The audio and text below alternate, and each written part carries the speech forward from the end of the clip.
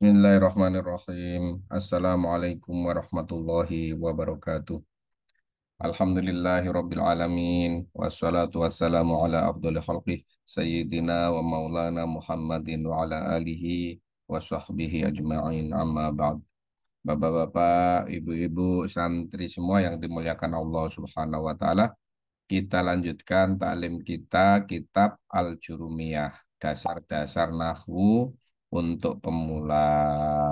Sekarang kita sudah sampai kepada bab naat ya, bab tentang naat wal man'ut. Kita saya share dulu ya. Share screen dulu kitab Jurumiyahnya ini kitab Jurumiyahnya. Nah, bismillahirrahmanirrahim. Saya bacakan dulu ini babun naati, bab tentang naat. Babun naati, bab tentang naat. An-na'atu adapun na'at saya baca dulu deh. An-na'atu tabi'un lil man'uti fi raf'ihi wa nasbihi wa khafdihi wa ta'rifihi wa tankirihi. Na'at itu mengikuti man'ut dalam hal rofaknya, nasabnya, jernya, serta makrifat dan nakirohnya. Takulu koma Zaidun al-aqilu. Nah, ini contohnya ya. Koma Zaidun al-aqilu. Jadi koma itu kalimat fi'il, Zaidun itu fa'ilnya. Nah, karena dia kedudukannya fa'il, maka dia rofa. Maka al-aqilu ini dia juga harus rofa. Nggak boleh dibaca al-aqila. Karena ini posisinya sebagai naat.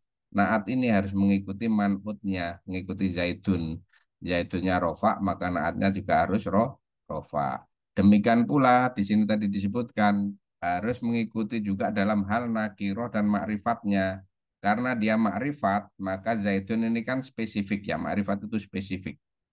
Spesifik makrifat. Maka harus al-akilu, nggak boleh dibaca akilun, harus ada al sebagai tanda dia makrifat. Jadi ini sudah ngikutin dalam dua hal, yaitu dalam hal i'rabnya dia rofa maka al-akilu, nggak boleh dibaca al-akila, nggak boleh dibaca al-akili. Nah, kemudian dia juga ngikutin dalam hal ma'rifat dan nakirohnya, yaitu karena Zaidun ini ma'rifat, nama yang spesifik sehingga ma'rifat, maka harus al-aqilu. Nggak boleh dibaca Zaidun akilun, nah, tapi Zaidun al-aqilu. Ini juga demikian. Wa ra'aitu Zaidan al-aqila. Nah, sama. Ra'aitu Zaidan al-aqila. Karena Zaidan ini posisinya sebagai maf'ul bih, maka al-aqila juga harus mansub. Ini nasab, ini juga harus nasab. Wa marortu bi Zaidin al-aqili. Dan juga contoh berikutnya, ini contoh yang ketiga, yaitu marortu bi Zaidin. Maka Zaidin ini karena dia cer, dia kemasukan huruf cer, maka dia menjadi majrur, maka al-aqili juga harus majrur. Nggak boleh dibaca al-aqila maupun al-aqilu, harus al-aqili. Karena posisinya ini dia sebagai naat, ngikuti manutnya Zaidin, jadi Zaidin ya harus al-aqili. Wal ma'rifatu khamsatu asya'a. Adapun isim ma'rifat itu ada 5 perkara, 5 hal yang disebut tadi kan ma'rifat nakiro. Nah, ma'rifat ini dijelaskan di sini. Ma'rifat itu ada 5 hal. Pertama al ismul mudmar, nahu ana wa nahnu, yaitu isim domir itu ma'rifat. Contoh ana nahnu. Sebenarnya semuanya huwa huma 12 itu. Huwa huma hum hiya huma hunna anta antuma antum anti antuma antunna ana nahnu. Tapi di sini diambil contoh ana nahnu aja. Kemudian wal ismul alamu, nama. Nama itu juga alam itu nama. Nama itu juga dia ma'rifat. Nahwu Zaidin, wa Makkata, Zaidin nama orang, Makkata nama tempat. Bisa juga Indonesia, nama tempat kan Jakarta. Wal ismul mubhamu, nahu hadha wa hadhihi. Nah, ismul mubham, hadha wa hadhihi, dia juga ma'rifat. Kemudian haulai. Nah, ini contoh ini. Hadha hadhihi haulai. Semuanya juga. daka, dalika, ismul mubham semuanya dia ma'rifat. Wal ismul ladzi fihil alifu wal lamu, dan semua isim yang kemasukan alif dan lam itu maka dia itu sebagai isim ma'rifat. Salah satu tanda isim ma'rifat kalau mau gampang itu ya alif lam. Setiap isim yang ada alif lam maka dia itu menjadi isim ma'rifat. Contoh nahwu, contoh ar-rajuli wal gulami. Ya, contoh ar-rajuli.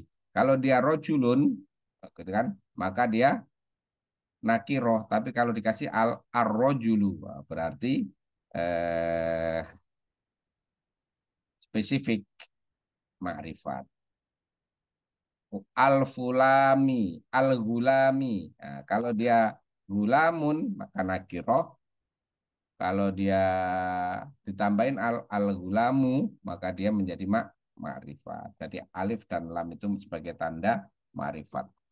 Kalau dalam bahasa Inggris itu makrifat itu kira-kira dikasih the university, nah, gitu. The university, the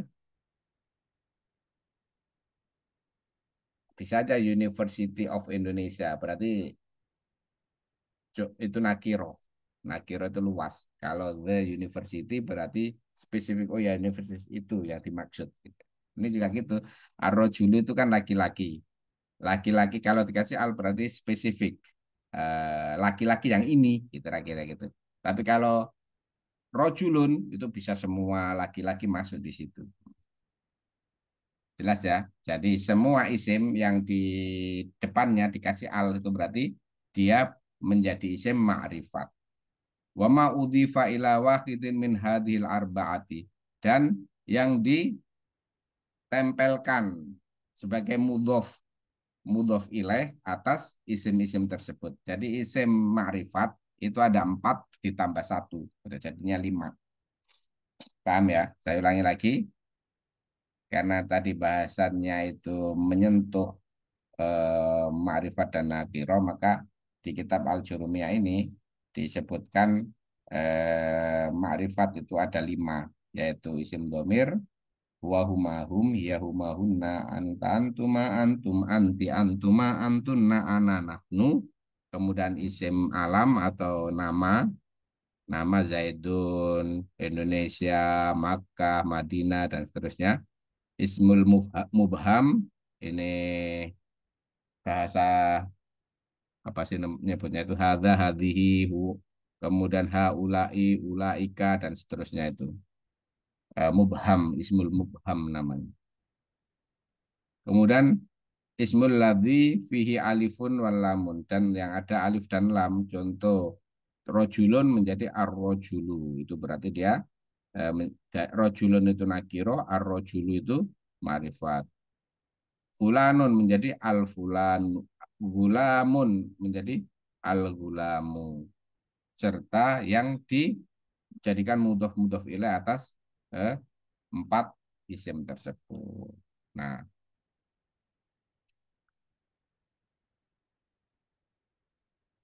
wan nakirotu, adapun isim nakiro itu kullu ismin syai'in fi jinsihi la yukhtassu bihi wahidun tuna akhara. Wa taqribuhu kullu ma shaluha dukhulul alifi wal lami alaihi nahu ar-rajuli wal farosi. Jadi yang dimaksud dengan isim nakiro itu adalah semua isim yang tidak khusus, tidak spesifik atau tidak khusus terhadap tertentu, gitu kan. Pokoknya di luar yang contoh 5 tadi, berarti dia isim nakiro, kira-kira begitu. Tapi kalau mau gampangnya di sini eh, di kitab Syurumian disebutkan wa takribuhu kullu ma soluha dukhulul alifi wal lami. Kalau mau mudah berarti yang dimaksud dengan isim nakiro itu adalah isim yang dia itu bisa dimasuki dengan alif dan lam tetapi enggak dimasukin alif lam gitu. Itu berarti dia nakiro. Dia itu bisa dimasuki alif lam, tetapi di alif lam tersebut belum masuk ke dia, berarti dia itu sebagai isim nakiro. Gampangannya begitu ini, apa namanya, musonef dari kitab Jurumiyah itu memudahkannya seperti itu. Contohnya apa? Rojulun.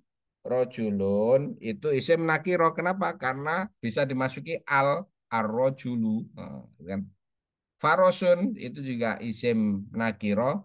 Karena apa? Karena dia bisa dimasuki sehingga al-farosu. Paham ya? Nah, saya sekarang masuk ke tabel. Saya stop share yang ini. Saya akan masuk ke tabel supaya lebih mudah dipahami. Ini tabelnya, ini ya, share screen. Nah, ini, oh ini yang belakang bawah ini kita ini kan dulu. Serta ini ke sini.